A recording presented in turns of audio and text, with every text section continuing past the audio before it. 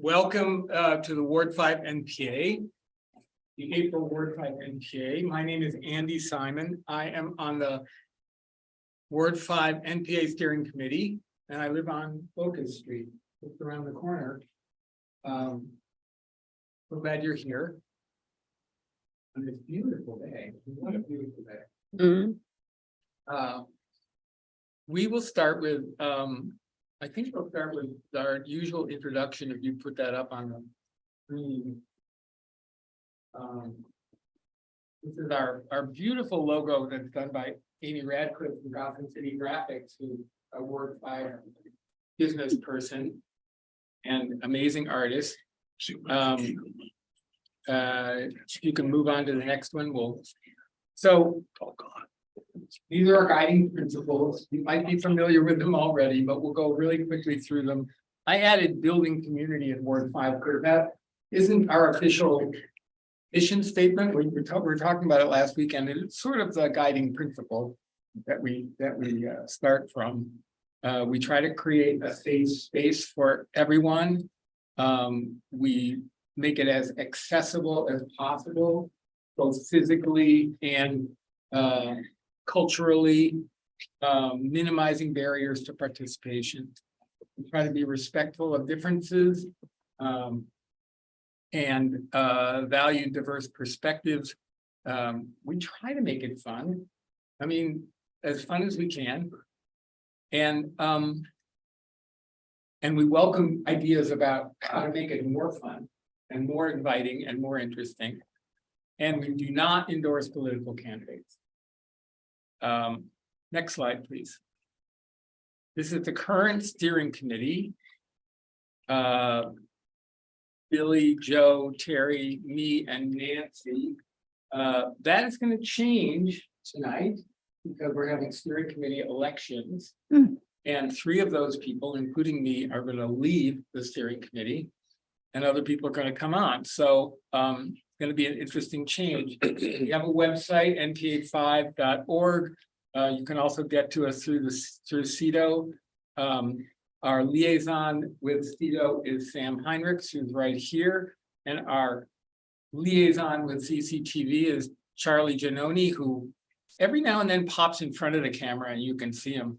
But not very often. But well, when you have something to say, I hope you'll feel free, Charlie. And then you can see it if you want to watch it again, or if somebody wants to watch it for the first time and didn't make the meeting, you can see it on the YouTube channel for CCTV. Next, please. So if you're on Zoom and you are unfamiliar with it, you can raise your hand on Zoom. You can mute and unmute, and you can turn off your video if you're munching a big sandwich and you don't want to go through that. So feel free to play around with that for those of you who are on Zoom. Next, please. So here's our agenda for tonight. We start with public forum always, and that's wide open. We try to make it as accessible as we can. At 7:25, when we finish that, or whenever we're done with public forum, the latest will be 7:25, and we'll do our steering committee election. Corey is coming on from DPW to talk about the Railyard Enterprise project, because we bumped him off the last time because we ran out of time, so we're going to give him another shot. Chapin Spencer is here to talk to us about the drop-off center and the proposed land on Flint Street that DPW wants to buy. And the last part of the meeting, open discussion about police oversight and public safety. This has been coming up a lot, and we decided we needed to keep the pot bubbling with some more discussion here at the NPA. There will also there's an upcoming meeting that's a joint enterprise with the Ward 5 and Ward 6 NPA. Is there a date for that yet? There is May 4th. May 4th. at the Greek church, or online. And there'll be more publicity about that, but that's going to be a fuller discussion, sort of public speak out session about police oversight, public safety, and related issues. And then hopefully we'll adjourn by 8:45. Any questions? All right, let's do a quick next slide for this is what we encourage people to do for.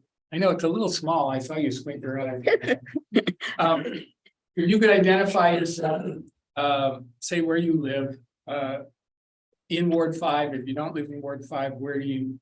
If you live in Ward 5, where? And if you don't, what part of the city or world you live in? If you're part of an organization, please identify that. And we try to limit people to 4 minutes. We'll give you a little hello after 3. Coming on. All right, public forum is open. Yes. Hi, my name is Barbara Shaw Dorso. I live in Ward 5, actually on Shelburne Road.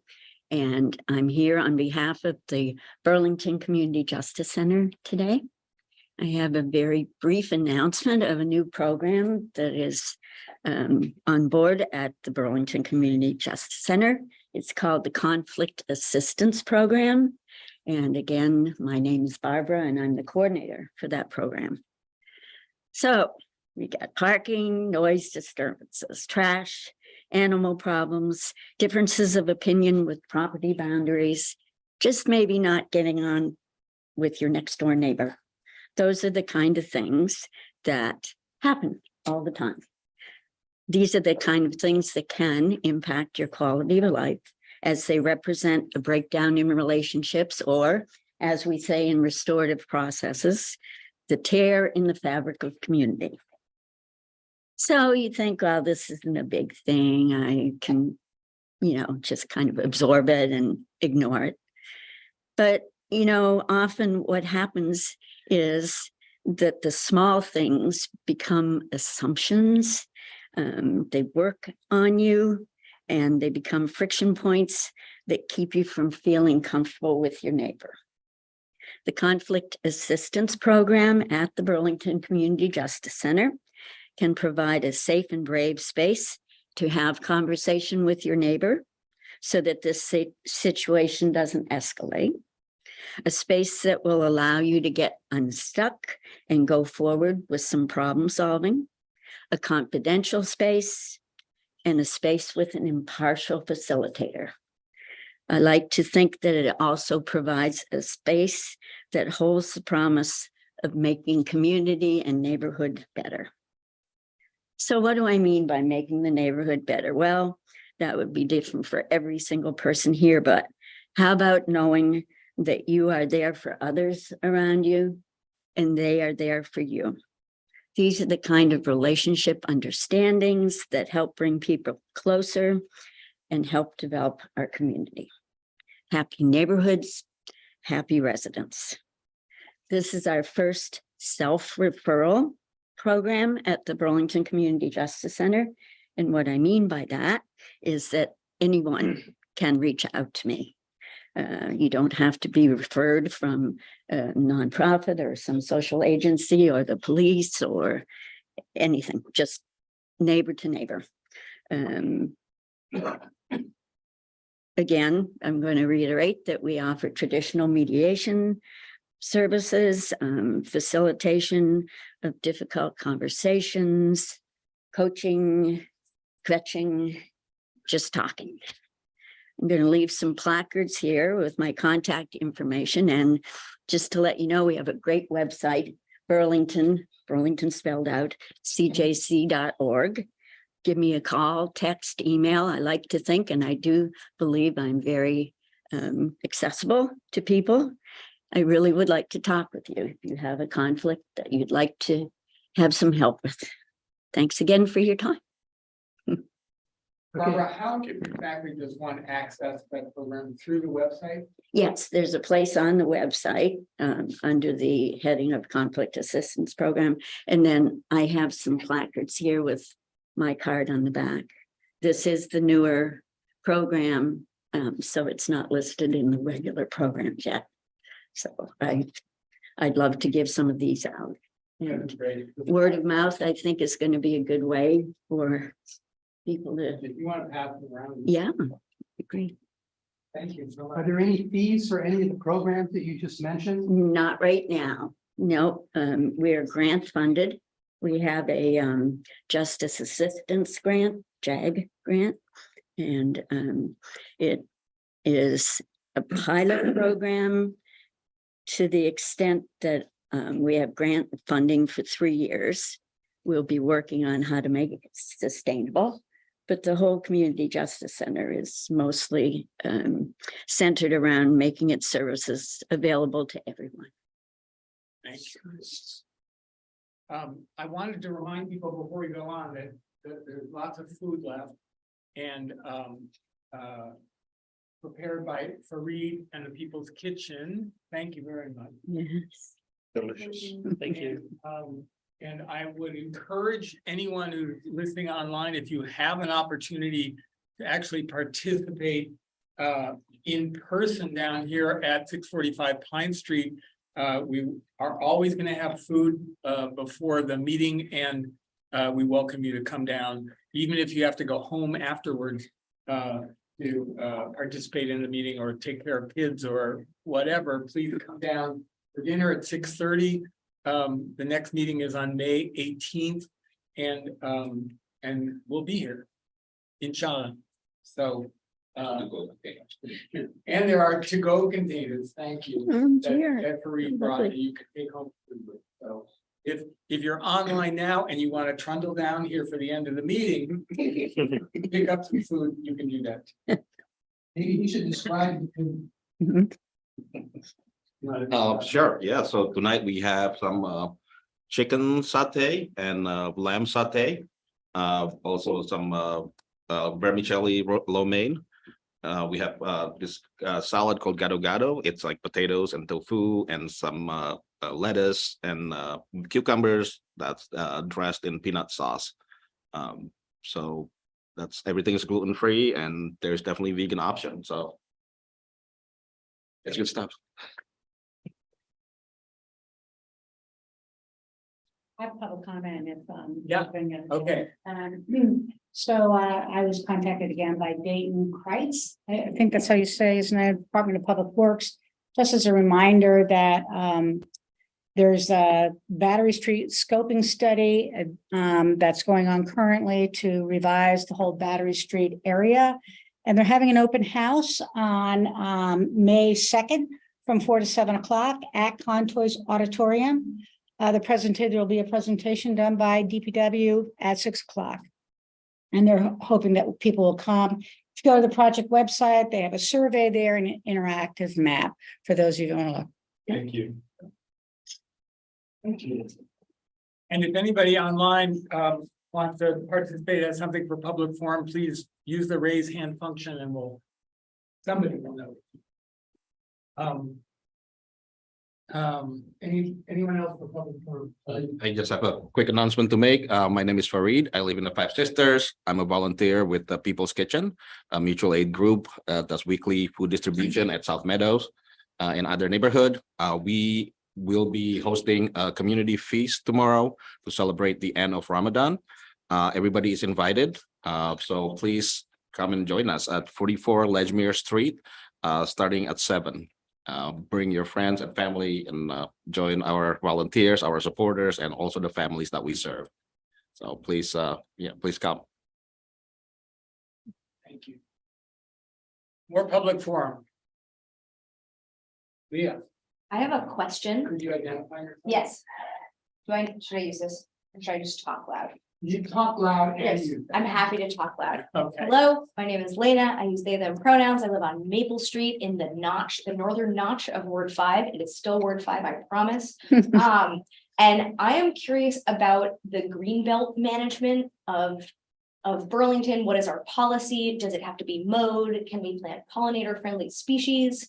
What happens if you have an anchor in your green belt for a utility line? I'm working really hard to stop mowing the green belt, but I have some neighbors to convince. And I'm wondering if anyone can point me in the right direction.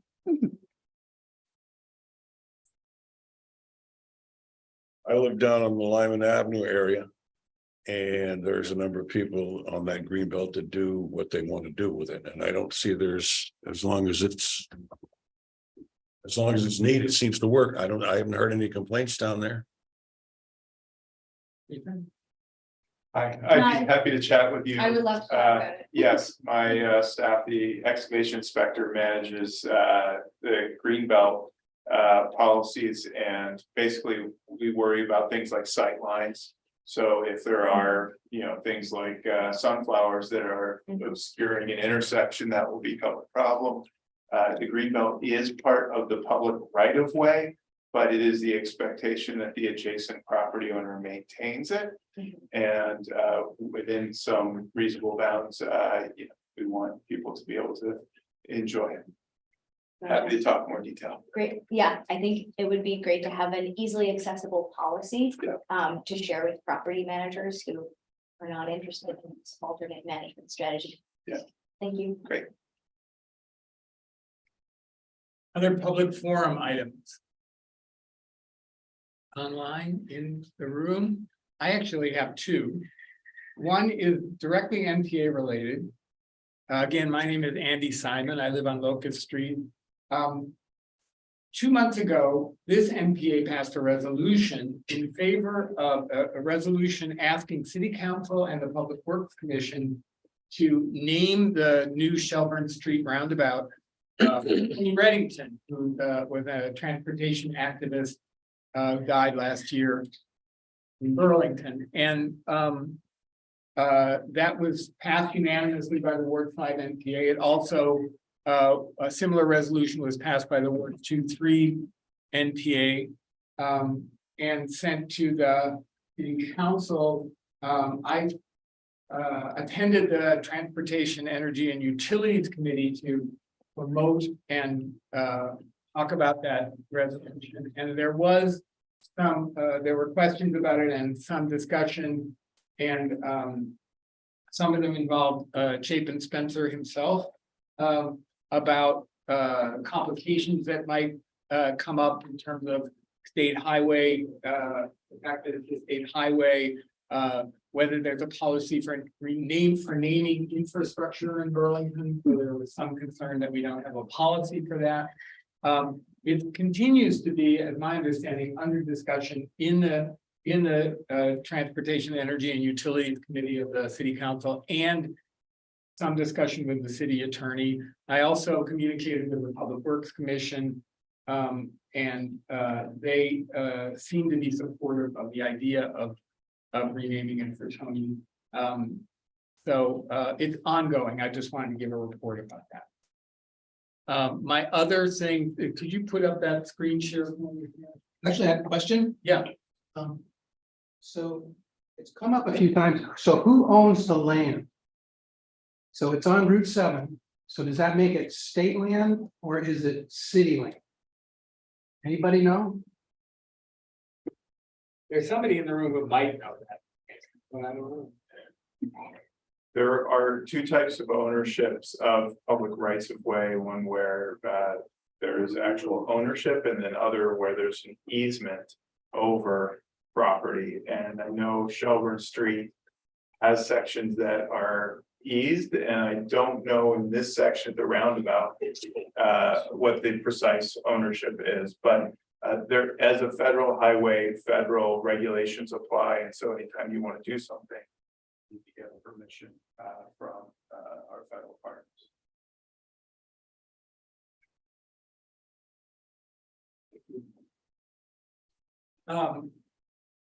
So my second item is as not as an NPA steering committee member, but as a member of a group called Friends of the Barge Canal. And we are organizing our second annual cleanup of the Barge Canal, which is right down the street on Pine Street. On May 6th, Green Up Day. And we're organizing a big cleanup. Last year, we had 140 people who came out.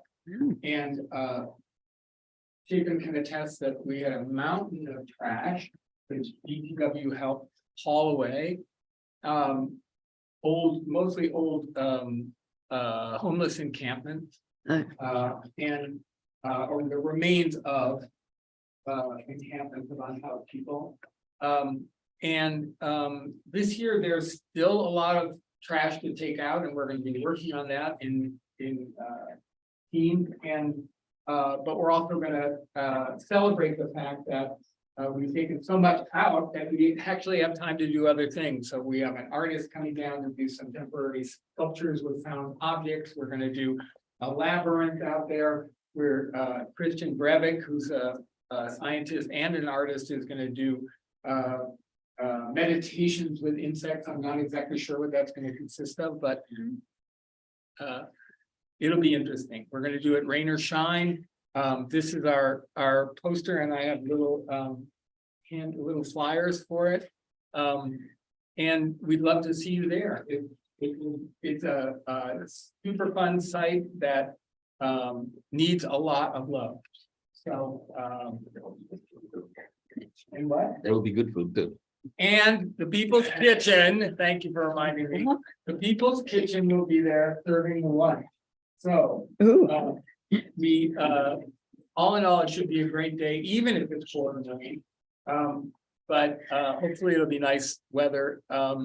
This little handout that I have and the one that's up on the screen has the barcodes for the Friends of the Barge Canal website, which is pinestreetbargecanal.org.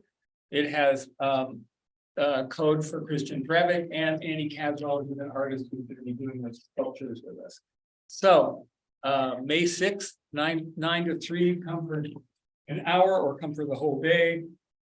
Last year, people said, I'm going to just be here for an hour, and they stayed the whole day. So it's interesting to be down there, and especially if you haven't come down to the Barge Canal, it's definitely worth a trip. We are also sponsoring a talk here on May 25th on the geology and hydrogeology of the Barge Canal, done by Dr. Graham Bradley, who's also the regulator for the Department of Environmental Conservation. So it should be really interesting. There's some interesting stuff that's going to be happening around the Barge Canal, but we're focused right now on May 6th, Green Up Day. So And that was May 25th or 26th, Andy? May 25th at 5:30 here for the lecture. Are there gonna be other opportunities to be on that land if folks can't make it on May 6th? Absolutely. One of the things that we're going to do, I'm glad you reminded me of this, is the first Saturday of every month, we're going to do tours for people. So we'll be talking about the history of the Barge Canal, taking people around the area just to see what's down there. There's an incredible richness of nature, natural life that's down there, despite the fact that it is contaminated land. But it's a beautiful place with beavers and heron and Canada geese and all sorts of birds and amphibians and fish and animals and it's an incredible place. So yes, every Saturday of the month we're going to do walking tours. I mean, essentially the place is open, but I think it's a little intimidating if you don't know your way around, or you've never been there, or you've heard it's a super fun site and it's contaminated land. So if anybody can't make it on the Saturday tours, we are also glad to do virtual visits to the Barge Canal. Thank you. All right, public forum is still open for one more minute. If anybody has any, Take 1 minute. okay. So my name's Joe Derry. I live on Ferguson Avenue. Hopefully going to continue on with the steering committee. So we'll do our pitch for that later. Quite soon, actually. I just wanted to mention that, if you live in my neighborhood down here by the South End City Market, you might have noticed the jackhammers going off most of the afternoon. So you reminded that it's construction season, and there's a pretty good update on a whole bunch of the construction activities that are going on starting now and into the summer. Actually, you can find it on champlainparkway.com under the public outreach. And they had not only that project, but also stuff that's continuing with the roundabout, paving projects that the state's doing and paving projects that the city's doing. And it was all, pretty nice listing of all that work that's gonna be going on, including Birchwood, the first paving project, I think. So that's all I had. Great, thank you. All right. We have a hand up, Billy. Thanks so much, Andy. This is Billy Clark. I'm a NPA steering committee member for Ward 5. I'm not going to be seeking re-election, but I did want to take this moment. Sorry, I'm getting a lot of feedback. Can you guys hear me? Oh, yes. No feedback, no feedback. No feedback? All right, well, that's good to hear. That you're all hearing if I'm not hearing well. What I just wanted to do was Andy Simon, who's been leading this meeting, has led us for so many. He's going to be terming off for the steering committee, and so I just wanted to take a moment to thank Andy for all the work that he's done with Ward 5 steering committee, and just all the work that he's done throughout his many years in the South End. So just want to take a moment to thank you so much, Andy, for everything you have done and continue to do.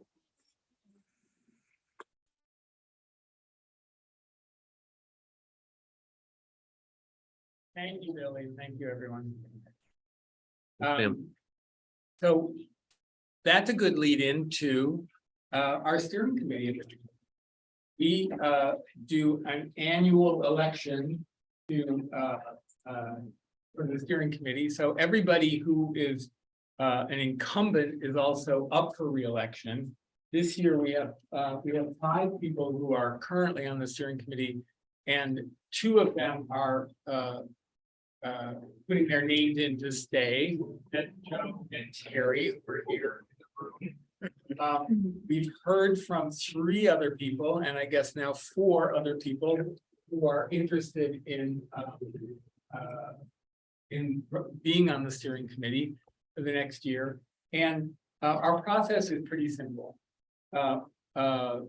We ask you to either get someone to nominate you or nominate yourself, which is a more common practice.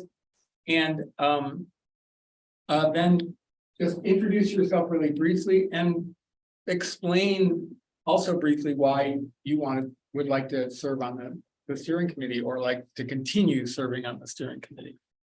So I think we'll start with incumbents. Terry?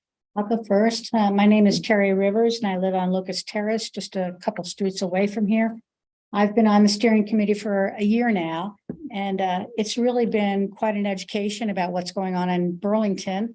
As much as I've read the newspaper and, looked at Vermont Digger and all sorts of different sites, I have really little idea of the amount of work that's underway currently in town. But the reason I really want to be on the steering committee, Andy captured it the last time that we met this past Sunday, was that we're hoping that the NPA can really work towards building community. It has been building community for a long, long time. And that's very important to me. I think quality of life is enhanced through community building, and I'd like to serve in that capacity. I also really like the fact that it's a nonpartisan group, so that all views, all opinions are respected and allowed to be participating in the town's discussions. So that's why I'd like to, again, be nominated. Thank you, Terry. I'll nominate you. Did you say you wanted to be nominated? Yeah, please. So again, my name is Joe Derry. I've lived on Ferguson Avenue for a while now, since 2003. My daughters go to Champlain and Edmonds, so I'm very interested in school district activities most of the time. And otherwise I kind of joined up, I would say, I don't know, 6 or 7 years ago. I had a break, so I'm not termed out, but I was just kind of getting more politically interested at that point. And even though, as you were saying, this is not a partisan body, you still learn a lot about what people have on their minds, and of course all the development and things that are going on in town. So I'd like to continue to be involved here, and I like kind of setting up, we do the organizing of all the guests that we have, and also come up with ideas for what we think people might be interested in terms of, like this week we have the public safety topic, which will continue for probably several other meetings because it's a hot topic. So thanks for your time, and hope I can earn your vote. Thank you, John. So we have 2 nominations. We have at least 4 other people. And I think I want to go in, let's say, perceived age order. Whoa. Proceed. Oh, yeah. Roger. Yeah. Please introduce yourself and explain why you want to be on the steering committee. Roger Brassard. I've been a resident of the South End since 1951. At St. Paul Street, Lyman Avenue, and Scarf Avenue, where I raised my kids. I was actually on the NPA, I think it was 10 or 12 years ago, and I was doing what he was doing over there. So I did all the video work for this, and because of work-induced things and other things, I had to drop out. So I just think it's time for me to get back involved, and I care a lot about the South End. I always have. I've been, like I said, I've been a resident down here. I wouldn't move out of this area unless I had to. So I think it's time for me to throw my hat in and see what I can do to help this area get better. Thank you. Thanks. All right, it's my perception in this perceived age order, so I'm gonna go to Fareed then. My name is Fareed. I've been living in the Five Sisters for 25 years now, over 25 years. I am interested in joining the steering committee. Probably I feel like I owe Andy now, since I made him join 5 years ago, and he can't serve anymore. So I feel kind of obliged to do it. And I do believe in the mission of the NPA. When it was first started, it was envisioned as this way of direct democracy for regular people to be able to influence the decisions that are being made in the city. So I know the participation has waxed and waned over the years, but I am interested in making more participation, promoting participation from all our neighbors, and not just the ones who are able to afford to come to meetings. Thanks. Thank you. I would point out that the neighborhood planning assemblies just celebrated their 40th anniversary in Burlington last year. Wow. 1982, they started. The next person in my perceived age order is Jason Van Drysch, and he was not able to attend tonight, but he was thoughtful enough to provide a video presentation. I can tell you that Jason lives in my neighborhood and on Caroline Street, and has been very active in the neighborhood and city politics. And I'll let him introduce himself. Oh.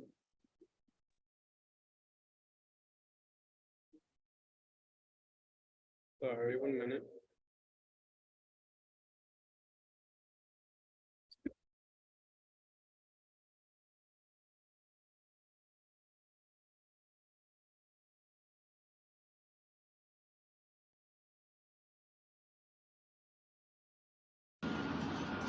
Hi, my name is Jason Van Drysch. I live on Caroline Street near Callahan Park. I'm interested in serving on the Ward 5 NPA Steering Committee because I've been involved in a lot of community projects over the last 15 years here in the South End of Burlington, and I've seen that they go a lot better and get more traction if a lot of people are involved both in figuring out what makes sense and in moving it forward. And I'd like to work with folks from across the South End through the NPA to do just that. I'll give just one example. I've seen an awful lot of places around the South End where is it isn't as safe as it should be for people who are biking or walking to get across the street or to get from one place to another. And I think those kinds of changes are much more likely to happen if we work together to identify them and then push for them. I'd love to be a part of that and to work with neighbors to help make all kinds of good things happen across the South End over the next few years. Thanks. And last but not least, at least in the candidates that I know of, is Lena, please. Hello, last but not least, my name is Lena. I use they, them pronouns. I live on Maple Street, King Maple neighborhood in the northern section of the South End in Ward 5. I have lived here for about a year and I intend to live here for a very long time. I can no longer afford to live in New York City, which is where I grew up. And I grew up in downtown Brooklyn, which over the course of my life was completely destroyed by development, which was fought at every stage by my community and by my most local form of governance, the NPA equivalent in Brooklyn. And despite all of that work, developers did whatever they wanted with our neighborhood, and it was totally wrecked. So provided the opportunity to serve on the NPA steering committee, I would love to fight for this neighborhood to remain a beautiful place to live. I would love to see this neighborhood become, you know, an even more affordable place, and preserve our wild spaces. I work at the Intervale. I run free food programs. I spend a lot of time thinking about how to meet community needs. And I would bring that to my service on the steering committee. I'm also a wastewater treatment nerd, and I have read a lot of zoning codes and believe I would be an asset in that regard. Thank you. Thank you, Lena. Is there anyone else who would like to nominate themselves for the steering committee? I'll nominate you. I'm taking it that people who introduce themselves are effectively nominating themselves. Okay. So, anyone else? This seems like a great group. Now we can do this two ways. We can hold a formal vote, and Joe has prepared a Google form for people online. And we have little pieces of paper for people here. And you could write down all the names that you vote for, and I can tell you again who they are. The other way, and I would like to propose this, is that since we have the capacity in this committee to have 9 members, and all the people who have self-nominated or been nominated don't come up to that number. So I think we could accept all of the candidates by acclamation, and I'd like to move that we do that. Is there a second? Second that. All right, let's vote on that. Voting on the style of voting or voting on the plan? We're voting on the plan. We're voting on the plan to accept all candidates with gratitude and enthusiasm and by acclamation. Please raise your hand either online or in person for that proposition. Can people online who want to do that, put your hand up? Who actually can vote? You're paying attention. Unless you're Just putting the your kids test. to bed. All right, okay, thank you. Anyone opposed to this idea? Please put your hand up.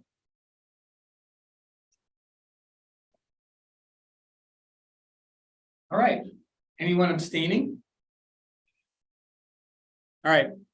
Again, it's my perception, but I think we've accepted this. Me too. Sounds great. Thank you. I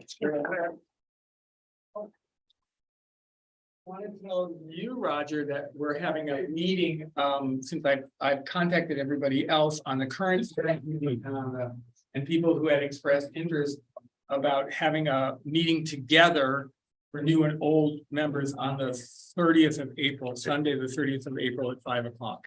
And that's at Terry's house, and I'll send out a note. Okay, that's fine. No, I won't. Okay. Great, Perfect. thank you. Well, we'll move on. Thank you very much. So, Corey and Norm. Yeah, Corey Mims from the Department of Public Works. Again, Corey was the person who got bumped off the last meeting. It's a lot to talk about last time. There's so much to talk about. We created two 15-minute slots for the two. Slide over. You can move out. Oh, you're right. You're good. You're I right. just realized that I wish I was here, so I'm good. I can tell you right now that Yeah, there's not enough time to talk about the Railyard Enterprise Project or about the other proposition. But I've asked all presenters to do an abbreviated version of their presentation so we can have time for a few questions. Okay, Ron. Yep.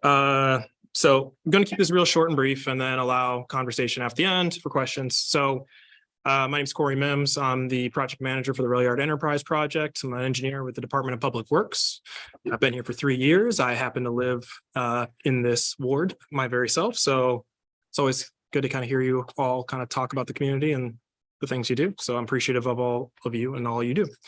All right, so real quick, I'm just going to give a quick run through. The Railyard Enterprise Project, as many of you are aware, is the project that's looking to connect Battery Street to Pine Street up behind the Railyard.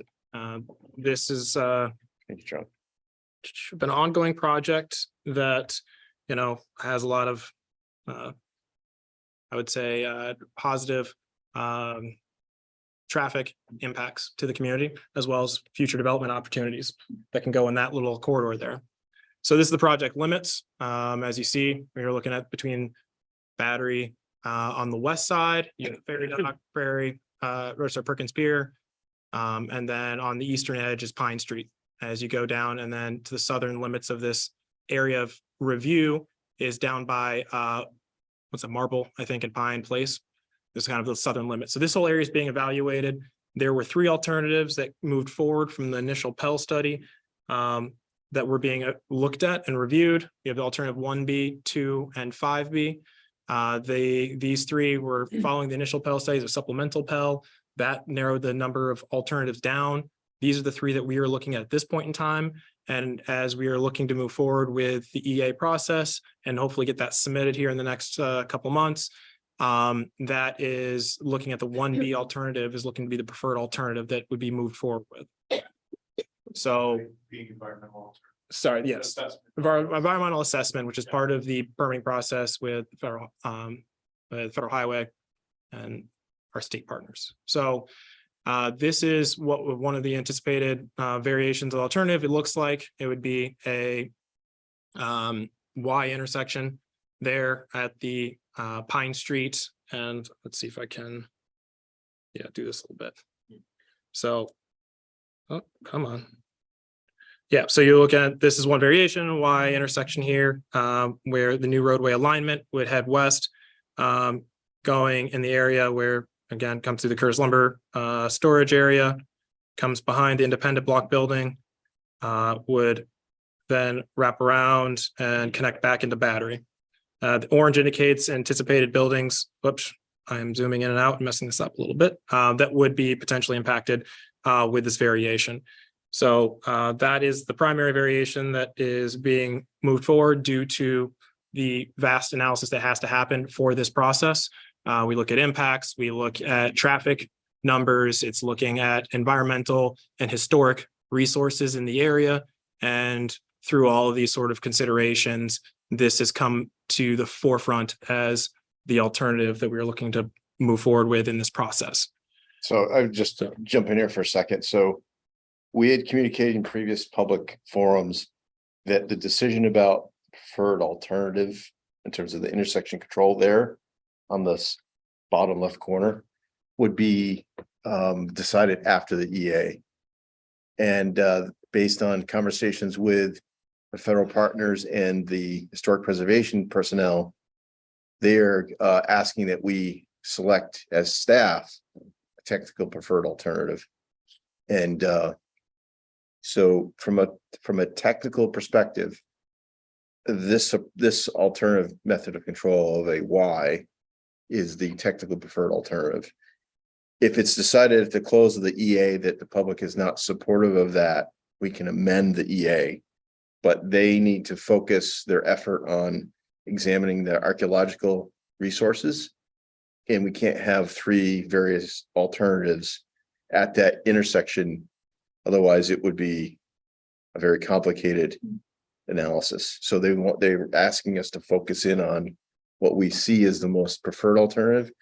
And what we've found is this intersection method of control of the Y is the only one that actually allows vehicle traffic that are entering into Citizen Cider and a postal service property to functionally work without obstructing circulation through this new corridor. So that in large part is one positive reason why we prefer this over the other 2.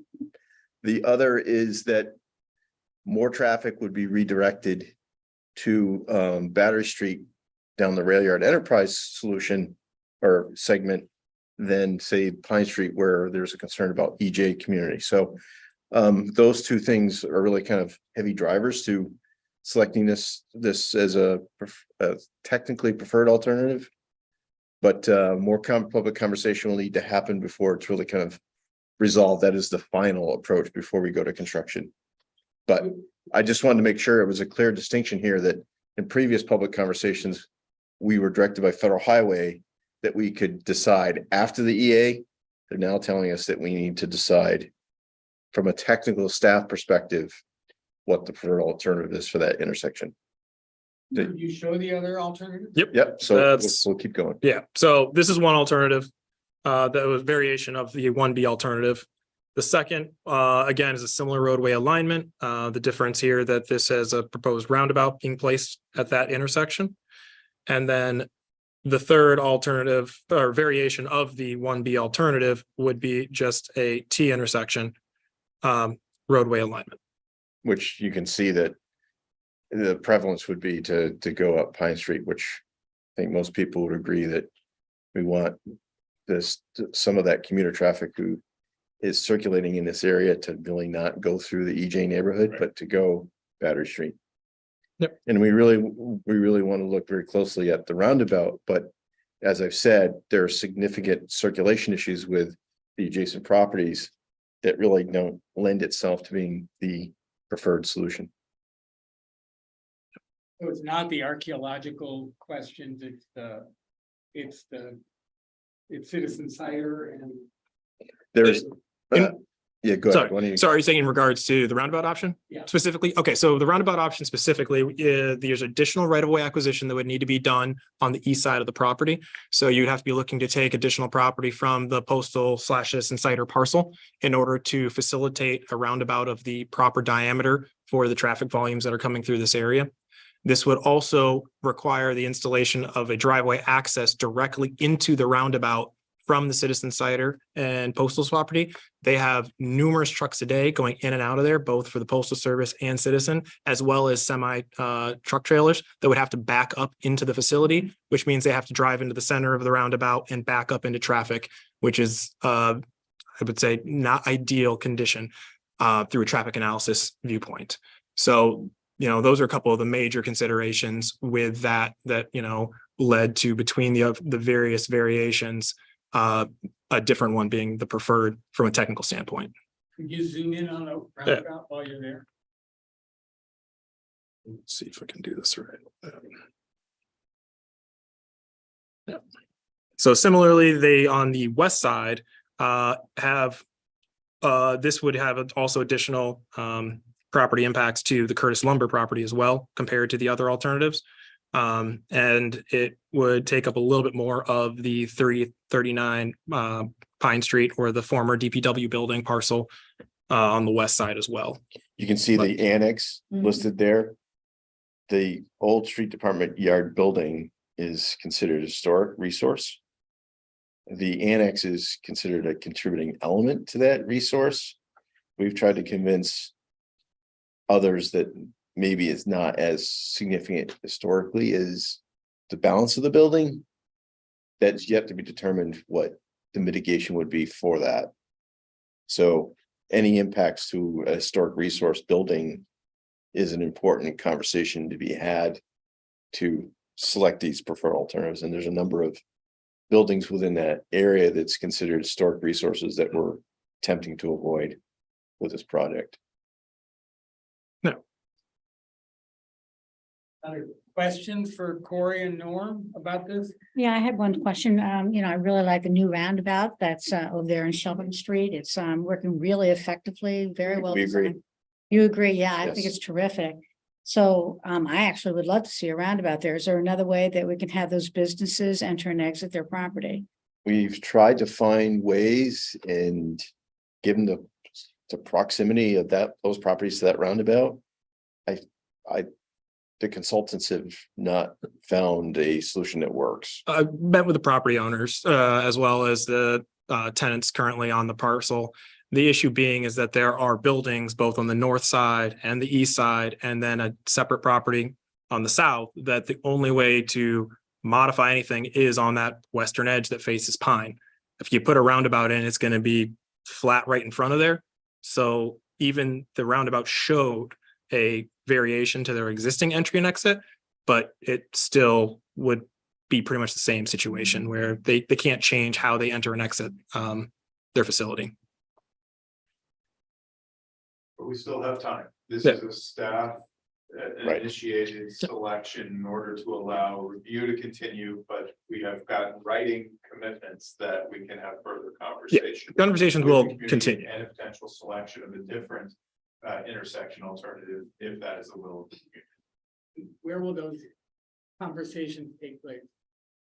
We will have further public meetings, which would be a project specific meeting, which we've done previously, to allow for community members to come in and speak on behalf of, their thoughts on the EA as well as the designing of the project. As a retired large vehicle driver, I would hate to have to back into a situation like that. Let me tell you. No. That's the way to go. And about the dates for those public meetings? It depends upon the EA. I said it's supposed to hopefully be finalized to be submitted in the next few months. And then once that process goes through, we would be looking to get a meeting scheduled. So I wouldn't say, summertime, we might have a better idea of a date range for you. It's not imminent. No, And the projected construction schedule for the Railyard Enterprise project is? Well, at this point in time, with the process that needs to occur, if things start clicking the way that some of the things we're looking at, we have some positives. So it's still to be determined. It's going to be a couple of years probably before you could break ground at the earliest, with permitting and everything else that needs to go through for the filing of design. so worth noting that in advancing this project, there's various archaeological sites in that area and district that requires further study, which is, we thought we would be able to do some of that further study in the fall, but it got too late season. And when it gets late season and you're doing archaeological digs, frozen conditions doesn't work. And so they're scheduled to do additional archaeological study come May. So that is, and without that information, this EA can't move ahead until that's fully vetted, gathered, and understood. And as a result, we're somewhat behind with the environmental assessment and getting it to a stage where it could be publicly shared. And then hopefully at some point, Federal Highway would adopt or accept the EA as final. So there's a lot of still work to be done. We've done a lot of work in terms of this alternative with variants to kind of fish ourselves through all the historic resources, archaeological resources, and not have impacts to the businesses that exist. Well, limit the amount of impact to businesses that exist there. So it's threading a needle. We are having significant conversations with Vermont Rail Systems, who's been very cooperative, but worth noting, much of the property takings that would be required for this are within the state-owned rail yard. And as you know, city cannot condemn state property. So we have to have the cooperation of VRS in the state in order to kind of move ahead with this proposed alternative. Any of those alternatives will require the same, so it's either they can accept what we're proposing or we really don't have a project. One more minute for this discussion. Are there more questions for Corey or for Noel? Thanks. I loved your map out earlier with the Champlain Parkway. I'm really curious about the relationship between the two projects. I know that obviously the Champlain Parkway is underway and this is still in the early stages of planning and scoping. It does seem like there will be tremendous traffic impacts from the Champlain Parkway emptying out onto Pine Street before this traffic diversion is in place, maybe a couple of years even. I'm wondering if there are plans to address that issue. Are there going to be, like, can we get a light on Maple and Pine before 2026? Can we, have some traffic? I'm curious about interim strategies to mitigate the negative impacts of the Champlain Parkway without this. Yeah, so the Champlain Parkway project, as it's designed, we are currently under construction with just one phase of it, which this phase that's being constructed currently would not be introducing any new trafficking into the area. This was done intentionally with council support in order to move forward with our obligations we have with our state and federal partners, as well as to progress on the improvements in the South End communities. So understanding that, yes, the breaking up of the project would not have those impacts that would be seen of increasing traffic volumes in the area. And then when the final construction contract is approved for construction by the city council, that would be the installation of, at this point in time, per the plans for the parkway, would be traffic signal and installations at the Maple and King Street intersections of Pine, and the improvements along that corridor, as well as the connection to 189. And so those installations would be done, and then the Champlain Parkway project would be fully completed and potentially open to traffic at that point in time, which, that's still, again, a ways down the road that we're trying to see if we can, try to get this project in a good place that, those things can kind of be running simultaneously, that final construction contract and this project. So there's a possibility that the Champlain Parkway will not actually be online until this is more on. There's a chance that the time frame could end up being such that, Even if it's fully constructed. I think council has expressed very clearly to us that they will not necessarily support advancing phase 2 of the Champlain Parkway until there's significant progress with the Railyard Enterprise project. And we're trying to work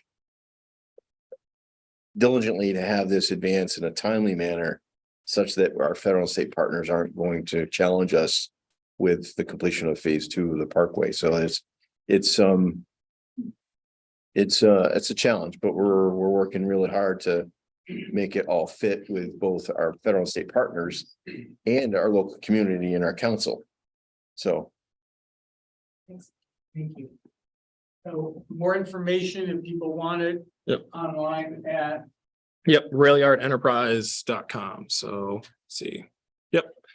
Yeah, you can reach out to myself, Corey Mims, or go to the website railyardenterprise.com to join the mailing list and get additional updates as as we have more information. Thank you. Thanks. You're welcome.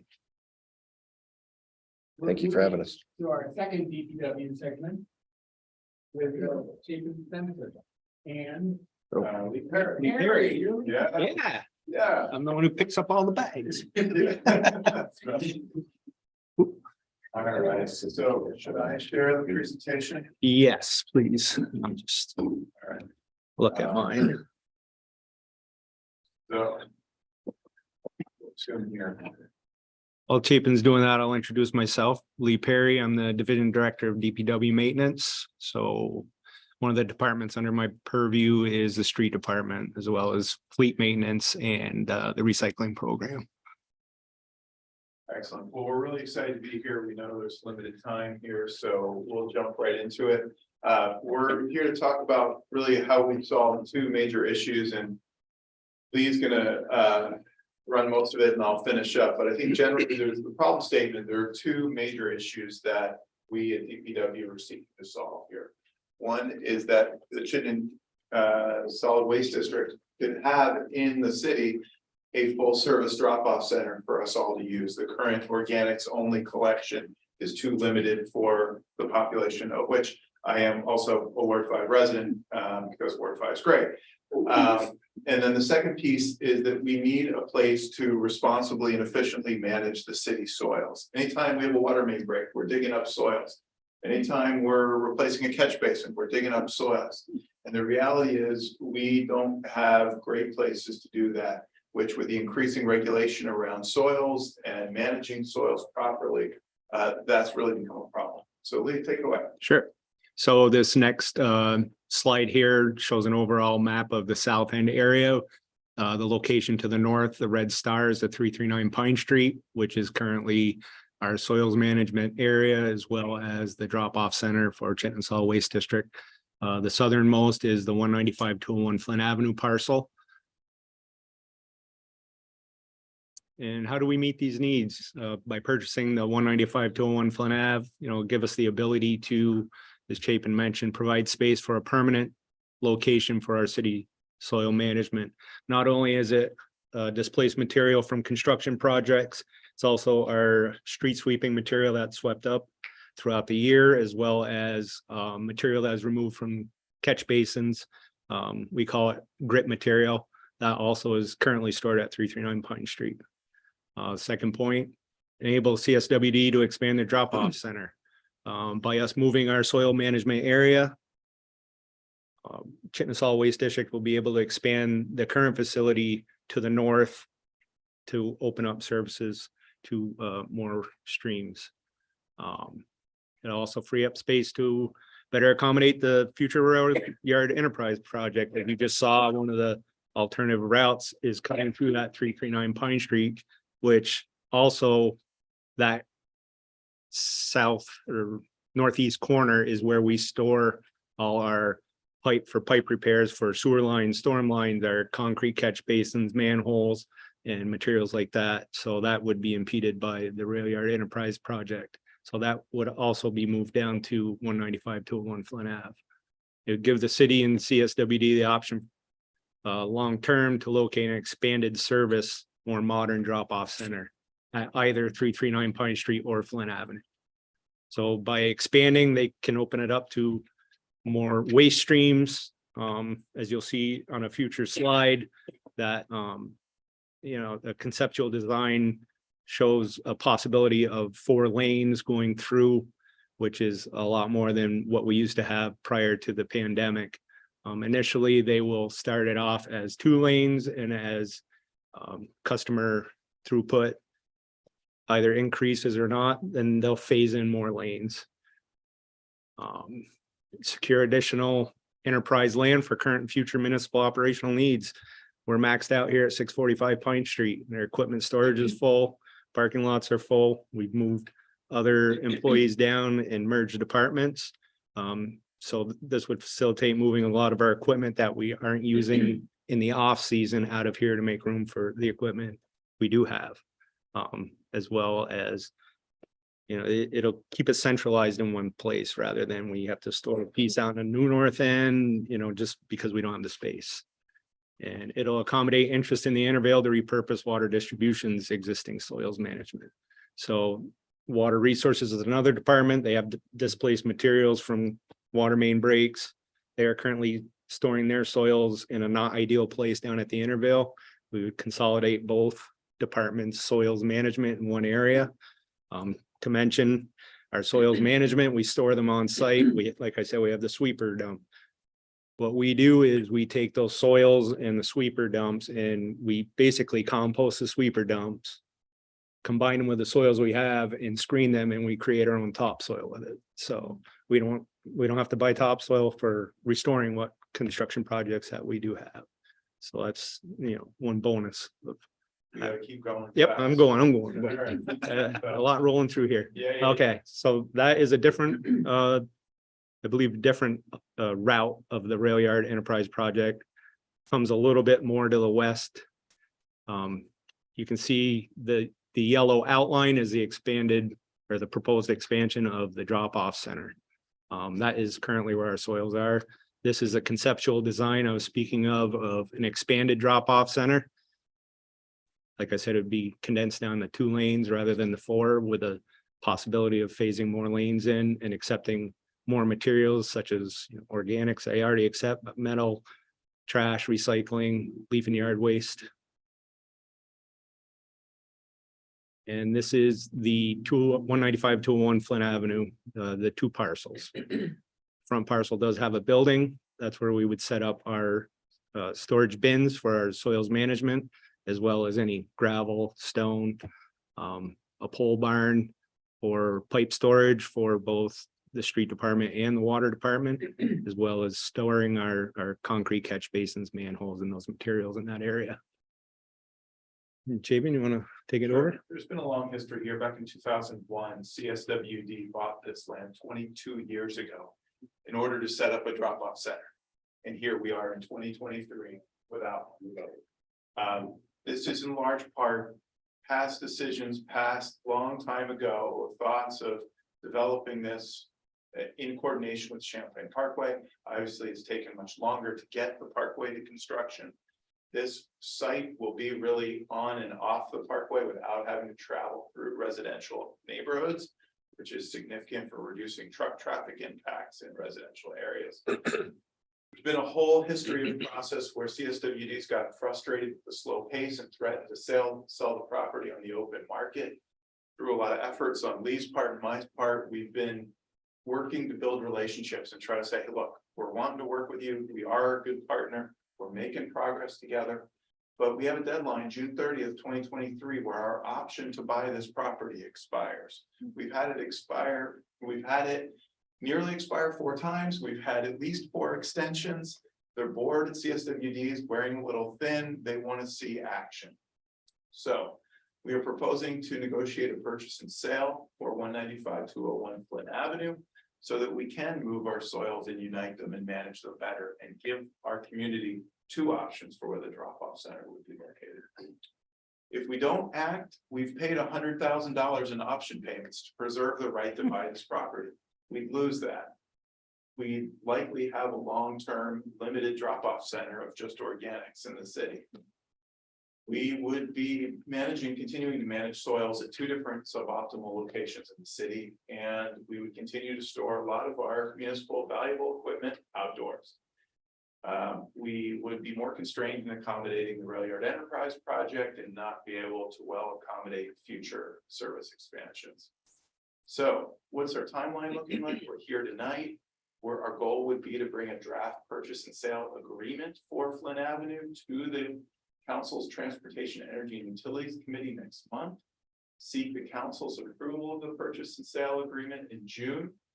Purchase and sale agreements, as many of you know, is not necessarily the transfer of the property, but agreement in the terms of how you're going to proceed with the transfer of the property. Still give us time, make sure the soils aren't contaminated in any way that we're not aware of, so we're not taking on a liability we're not familiar with. Making sure the wetlands delineations indicating that the site could be used, how we want to use it, etc. And then hopefully by this fall, we would get the actual property transfer executed to allow for an expanded drop-off center, either this fall or next spring at 339 Pine Street. That's our contact information. A lot of information here, a lot of moving parts we're trying to coordinate in order to make life better and more sustainable in South Bend. Thanks. Thank you for your expedited presentation. It's because he took over. I'm sure there are questions. I assume there are questions. So who runs the drop-off center? Is that the city or CS? Chittenden Solid Waste District. The way their model works is that solid waste district asks each host municipality, and as you know, there are drop-off centers across the county, that each town provides land at $1 a year to CSWD, and that they run the operations on that property. So it kind of seems bizarre. CSWD owns the land now. Why are we having to rush around in order to develop a drop-off center by CSWD? The quick answer is they don't want to be in the property owning business.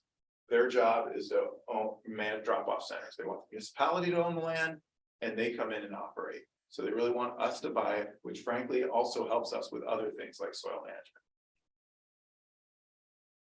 So for the short term or potentially even the long term, there's not going to be an impact in service at 339 Pine. It's like we'll still be able to drop off compost there for the foreseeable future. Yes, there will be a disruption when there's actually site improvements to expand it, but we're it's not not going expecting that away. until the fall. No, our whole goal is to get it beyond organics. Okay. As a neighbor here, every time I have to drop leaves off or trash, I'm going all over the place when I'm driving right by a drop-off center. Other questions online? Can't see you, so. Let me exit. I have a couple of, why does CSWD own that land Because as Chapin just explained, the member community donates the land to CSWD. We didn't have any land, so we had 339 Pine Street, which was constrained, so they bought that property with the intent of us buying it and leasing it back to them. So originally, as the option payment, it was an option to buy it. Now it's we're outright buying it. It was the most contentious vote at CSWD, probably in their history. It was a very tight vote. Most communities were like, why the heck are we helping CSWD buy land for Burlington? And it was really a power play because at the time, 339 Pine Street was going to be the location of the Champlain Parkway when it went through the Railyard. So they knew they had to get somewhere else and we didn't have other land. So CSWD bought other land to accommodate. And this world is crazy and it's a long tortured history, but we are where we are. And South Burlington wasn't going to let Burlington residents go to the South Burlington drop-off center. You know, my other question is, at the 339 drop-off center, Saturday morning, drop-off, a line of cars backed up, idling to wait to get into this very narrow. Correct. Are we gonna improve that when we redesign? Yeah, it's prior was an irregular traffic pattern. You had vehicles crisscrossing, trying to get in and out of the place. By expanding to the north, they can take traffic and they'll go at a normal counterclockwise. They'll go in this side, they're gonna move the booth over to this end, they're gonna have more queuing space from Pine Street up inside the drop-off center in the expanded portion. And by adding those lanes, you'll be able to queue more cars there and it'll just be a much more efficient traffic pattern as well as a safe traffic pattern. One other quick thing, I'm realizing there's like, we're talking about driving, so like we walk to take the compost and like right now, like I've never seen this line of cars. I guess I just go at a different time of day. It's usually empty, but it's really hostile for like pedestrians, like as like a center, like downtown Burlington waste drop off, like bringing compost or whatever. Is there potentially rooms like make it a little bit more pedestrian friendly for someone who's not coming to drop off waste in a car? Correct me if I'm wrong, originally I thought it was set up as more of a pedestrian bike drop-off center. I mean, the way it was set up. I have seen a lot of bicycles, a lot of people do, on their lunch breaks, bring down, when it was open for all streams. You can, it's just really uncomfortable as a person. I think rerouting that traffic pattern around rather than crisscrossing, it'll make it a lot easier. There'll be options to at least have kind of a safer stay on the right as opposed to having to walk through traffic to get into the gate. I have to say that one time I brought my garbage on my bicycle to the 339. And there was a long line of cars and I drove past, I biked past the cars and went up to the gate. And the person who I went past, the last person, yelled at me and said that I was an elitist because I was biking going by the car. And flabbergasted, but This There thing you doesn't are. even have a radio. I know, right? And I think a lot of the problem before too was they had the open dumpsters, so you had a lot of people that were like looky-loos going in looking for Yeah. treasures, you know, and these will be closed compactors, so you won't have that aspect of it. You won't have the people meandering around the yard. Other question?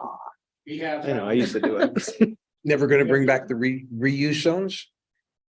There is a reuse zone actually down at Resource, Adjacent to it. adjacent to the drop-off center. So if you go in Resource, they do have a section there that is a reuse zone. Thanks for allowing us to come. Do encourage folks to get involved in the upcoming public meetings that we just talked about. We know that the future of what exactly happens at the Flint Avenue site is still to be developed, but we fundamentally, if we don't secure the property rights, we lose the opportunity. Right? Thank you. Thank you. Thank you. Thank you both. Thanks for having us. Nice to finally meet you Yeah. in person. We have been instrumental in picking up all our trash that we collected as part of now, and we've communicated with them. Yep. Yeah. So I want to say that if Bloomley and Gabrielle Stebbins, our state representative for this district, wanted to attend tonight, but are stuck in Montpelier with state business, so we're not able to attend, but sent me a text to that effect. The rest of our meeting is a discussion. And we do have our two city councilors, Ben Travers and Joan Shannon here. Thank you for attending. Our idea was that, you know, with this continuing discussion of the question of public safety and police oversight, there will be several opportunities to express an opinion or ask questions about this issue of police oversight and the bigger picture questions of public safety. The ballot question that came up in March, proposing a community control board, was defeated. There was a lot of discussion about it. The city council, in fact, voted a resolution before the vote, urging defeat of the resolution, or tacitly urging defeat of the resolution, and proposing that after such defeat happened, there would be a wider community discussion. So this is part of the wider community discussion. There will be, as we said before, a discussion, a longer opportunity for speaking about this on May 4th at the Green Orthodox Church at what time? It's at 6 o'clock on May 4th. 6 o'clock on May 4th, organized by Ward 5 and Ward 6. But we're going to take the rest of this meeting basically to see what people are thinking about these questions. And we came up with a couple of questions to just propose as discussion comes. And they are two. What steps by the city council, by the Burlington Police Department, or by Burlington residents would contribute most to public safety in this city? So broadly speaking, and specifically, if you have specific ideas. And the other question is the one that has circulated around in terms of police oversight. How should the conduct of the Burlington Police Department be supervised? Should there be civilian oversight? By whom? And with what authority and accountability? So we'd love to have your thoughts. We'll certainly give Joan and Ben a chance to talk about this too, but I think we'd like to have other people either online or in the room share your thoughts about any aspect of this. And we're going to give it 25 minutes.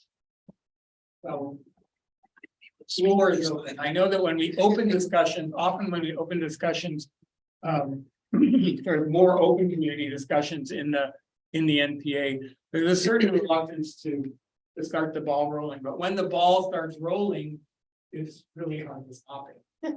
And we don't want to stop it, but we, do have time constraints. So think about overcoming any reluctance or shyness and jump right in, please. So I was part of the campaign for question 7 for the control board. And one of the information that we kept hearing from the other side is that this board would have unprecedented power to overrule the decisions of the chief, which is not correct. It was not unprecedented because currently in the city charter, the police commission could overrule the chief's disciplinary decision, but it just so happens they can only do that following in response to a grievance that was raised by the union. This effectively put the police commission in a very awkward place, in that basically they can overrule the chief on behalf of the union. I don't think this is sustainable. I don't think this, and I think any reform effort that's serious is going to have to involve a charter change. And to that effect, I would propose that we look into putting parity between the police department and the fire department. In the fire department's city charter section, the city council actually is empowered to discipline up to termination in consultation with the chief, any member of the fire department that requires disciplinary process. So I think it's right that the city council should have that power. And I know when police use violence to promote order or to punish a violator, even though it's not our hands that are doing it, it's not our fingers pulling the trigger, morally speaking, because we authorize them to do so, that's our hands that are hurting people. So I would propose that we make the process for discipline the same between the police department and the fire department. Thank you. Other thoughts? Yes. Can you say your name? Yes, my name is Jack Tiano. I live on St. Paul Street on the Ward 5 side. And so I wanted to kind of just bring my lens to the larger like public safety discussion. So just from my experience, I've lived in Burlington since 2011. I moved here as a student, but I have felt an overall decrease in feelings of crime or, public safety, or I guess an increase in public safety as time goes on. I know that that's been a contentious point from how I'm hearing other members of the community feeling about recent years. But like one aspect of that I wanted my lens is, as I've said already, is as a pedestrian. I don't own a car. I do that on purpose. I feel like I don't need one. And so as someone who is walking through the city every day, I feel like I see more of the city. I feel like I know more of my neighbors, even if I don't speak to them. The radius of who I see on a daily basis is maybe different than if I was driving to different parts of the city. And so like my overall perception of safety is higher. And so in addition to that, I feel like there's a lens of kind of how does our housing crisis play into the perceived and maybe, in actual ways, different types of crimes that might be factually occurring more frequently.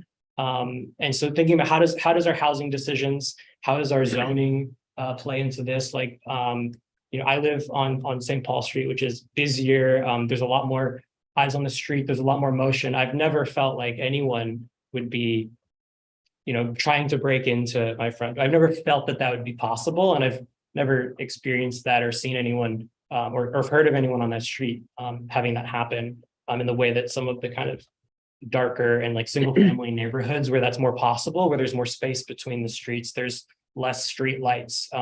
So, and even if those things aren't happening more frequently, it's the perception that they could. So I just kind of wanted to voice the way that I see how these different things that might feel unrelated actually play into tangible and perceived public safety issues. So thank you. Thank you. Other comment? Other perceptions around public safety issues, around police oversight? Certainly, there are many aspects of this question. I'd like to hear them. We'd like to hear them all.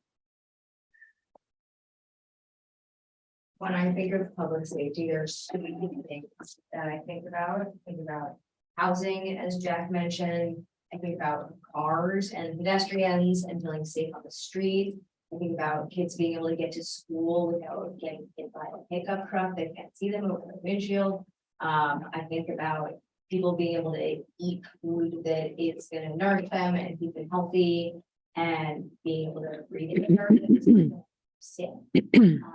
There's so many things that make the public safe, and the police are not anywhere near the top of that list when I imagine what public safety really looks like. We have given the police force so many jobs. I can't imagine being trained to do all of those jobs. Certainly, if people have firearms, we are going to see escalated public safety situations, but the vast majority of public safety situations that the police are responding to are not really situations that the police are trained to respond to in a way that is sufficient and effective and actually keeps people safe. So when I think about what we need to really have a safe community, I think about mental health support that is paired with supportive housing, that is paired with drug rehabilitation services, which, as we know, in Ward 5 and elsewhere in Burlington, is a huge source of people doing things that maybe they wouldn't do if they weren't addicted to drugs that were peddled to them by the pharmaceutical industry. There's lots we can do to protect people and keep them safe. And I don't think that further investment in the police force is the best way to do that. Thank you. Other thoughts? Yes. Could you identify? Yes, my name is Lori Tucker, and I live in South Cove. I've lived in Burlington since 19. You just speak up a little bit. I'm thinking. I lived in Burlington since 1970 something, 75, something like that. It's kind of. I support a lot of the things that a lot of your thinking about that.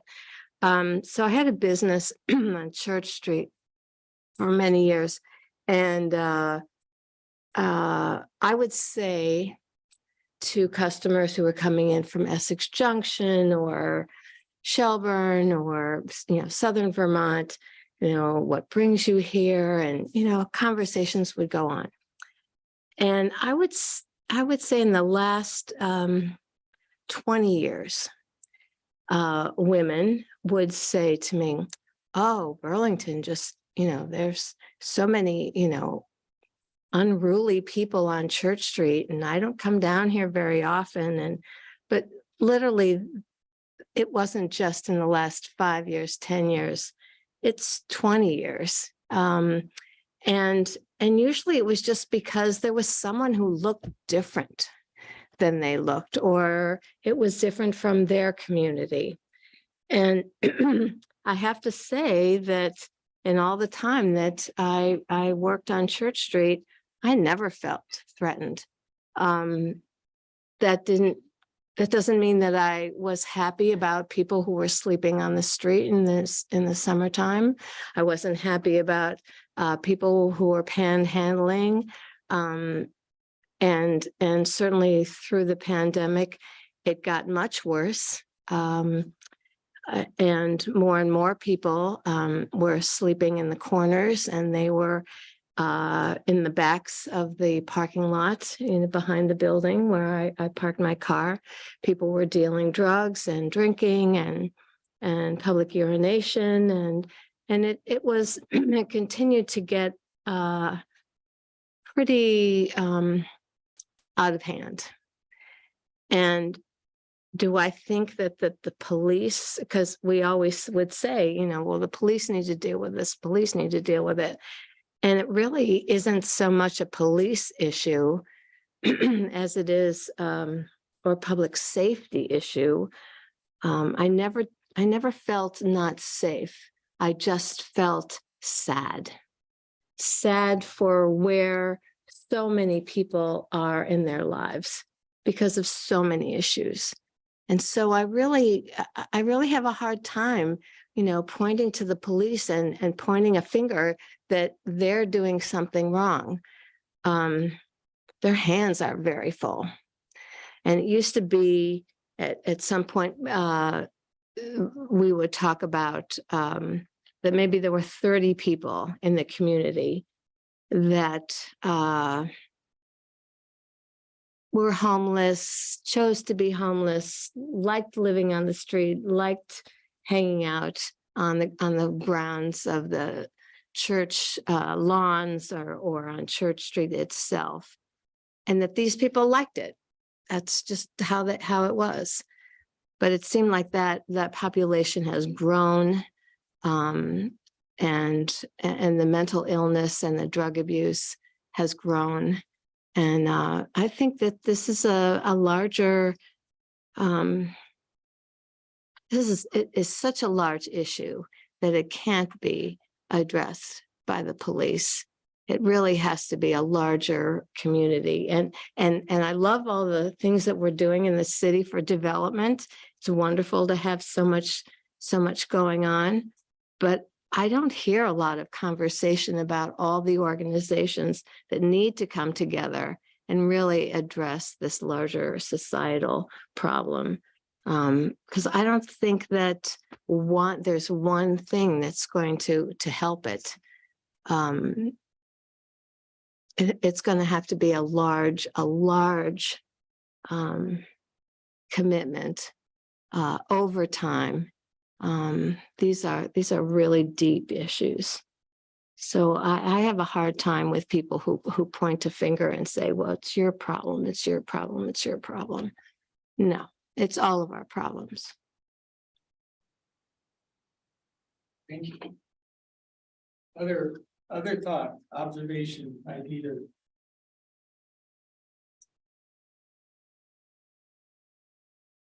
About public safety, about police oversight. About all of the issues that have been brought up so far in our discussion. Thank you. But broadening the discussion to include all of that. Ben or Joan, do you have ideas you want to throw into the pot?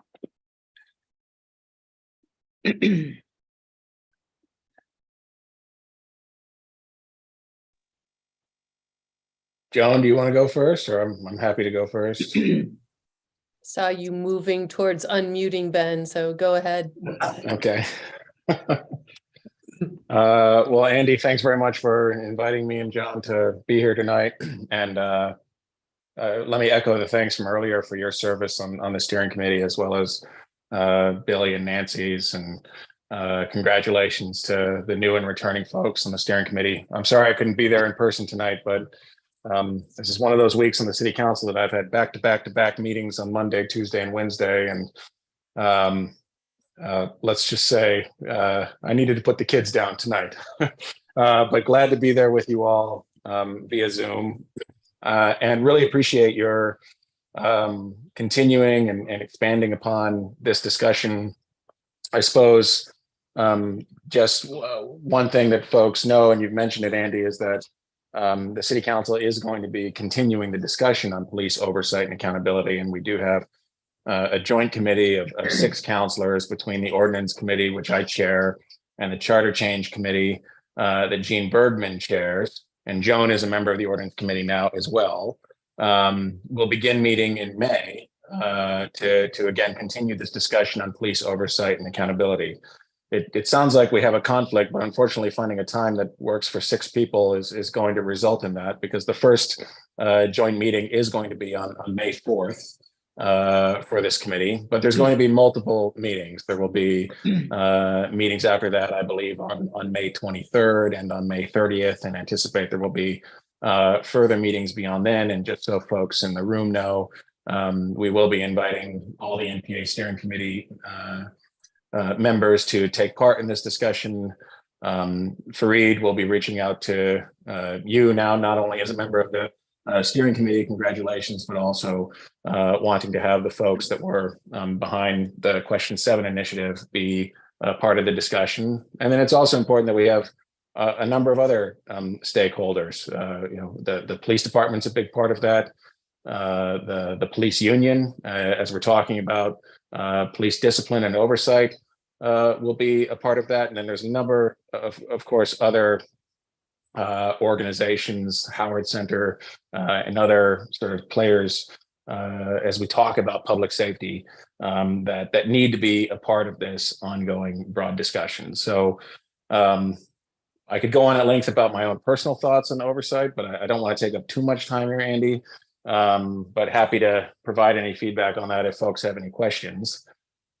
With respect to the bigger picture of public safety, I've appreciated the comments that some folks that have made, that I think that we need to be looking at public safety as a big picture. And we look at it often, I think, too narrowly through the lens of police, but it does touch well beyond police. I've appreciated the comments on housing. I think the city's done a number of really great things here in recent months, actually, to further improve public safety in that area. I'm thrilled with the progress that's been made with the Elmwood Avenue Shelter Village, which seems to be working out really great. I know there were a number of concerns there in the immediate neighborhood, and it seems like the project has really taken off and is working very well there.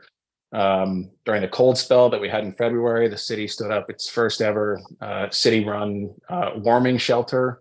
And unfortunately, but also gratefully, it was at that warming shelter that staff were able to reverse a couple overdoses. And since then, the city council has unanimously passed some measures to sort of reaffirm our interest in further exploring, standing up overdose prevention sites and using other innovative strategies to address the overdose crisis.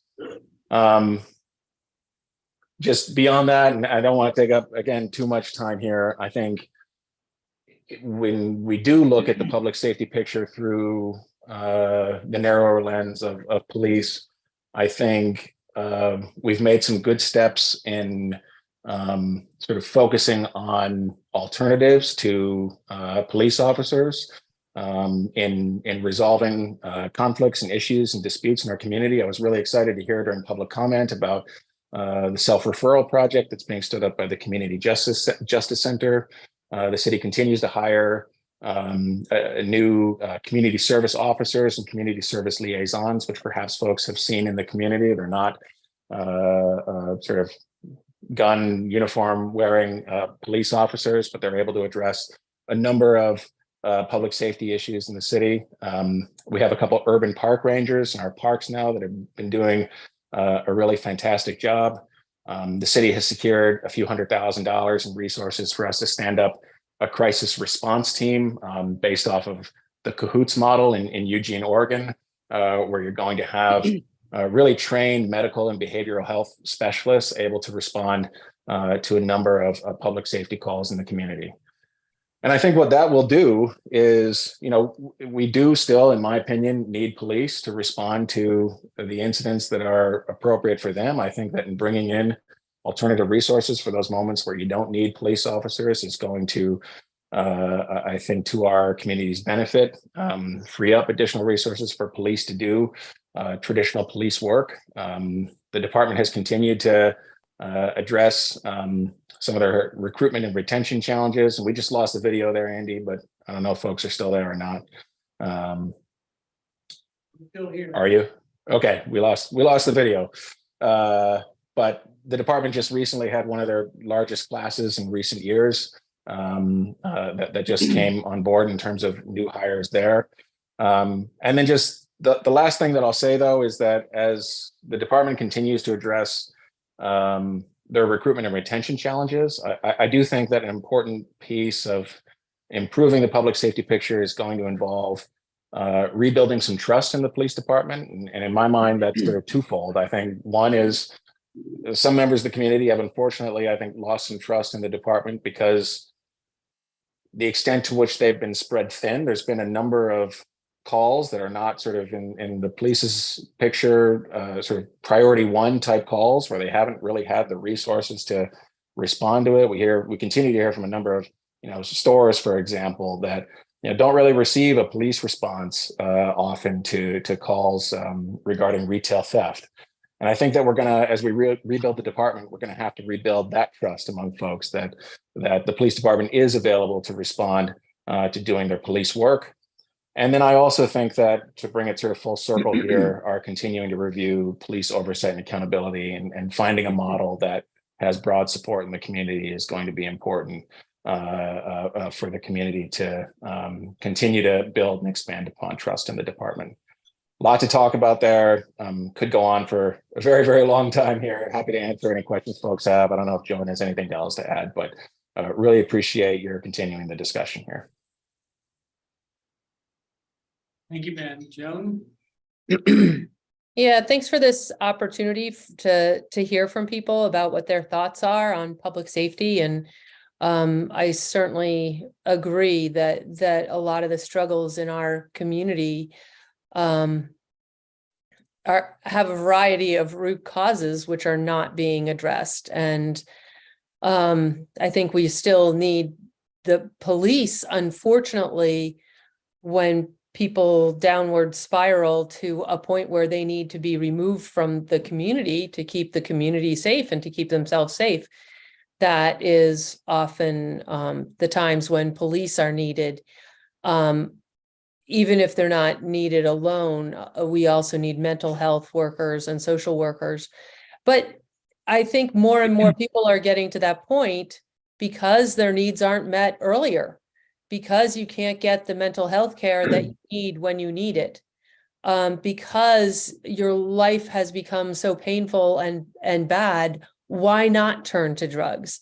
I think it's a logical choice for many people that are suffering. And this is the kind of thing that is, I'm not sure it's really something we can't put our finger in the dike as a municipality. We really need help from the state and from the federal government to address these kind of community needs, which are really just getting worse. And it's very sad that people are getting turned away from our hospital or they're admitted to the emergency room for 3 weeks. Our community needs and deficits are great. As with regards to police oversight, I would say that how we go about this process is going to be determinative as to whether or not we're successful. And I think that success is a system that both the public has confidence in and that is welcomed by our police department, who also doesn't want to, they want to serve with officers that are staying within the bounds of their training, within the bounds of the law, and that the department is respected by the public. In other places, they have moved forward with various forms of police oversight that have been supported by the police department. But to get there, the police department, and particularly the union, really needs a seat at the table and a voice in the process. So I look forward to doing that work. It's also very hard right now because the police are stretched so thin. I don't think we can expect a whole lot of them to be attending these meetings, but perhaps giving them voice through other methods such as surveying and allowing them to weigh in, just by writing to us, by bringing that voice to the table when they do. These are some ways that we may be able to include their voice in the process, but I think that that is important. Certainly professionals have professional oversight, and the police deserve the same. And, even more so, I think having an element of public oversight is important as well. So I look forward to the discussion, and many thanks to our fearless Ward 5 leader, Ben Travers, who's, co-chairing this discussion. I will say there's actually 7 city councilors on that committee, because we added one on ordinance. So that's a lot of people. We also need to coordinate with the staff, so it's not even just the 7 of us. And we have a lot of meetings coming up, so pay attention. This is the time to weigh in. You should be seeing many opportunities in the coming weeks. Thank you, Joan. Thank you, Ben. Thank you, everyone who attended tonight, either online or in person. Really appreciate your hanging in with this, and these are important discussions and important questions that we dealt with earlier with DPW. So thank you for being here and for continuing to be the heart of the NPA. Thank you, Andy. Yeah, Andy.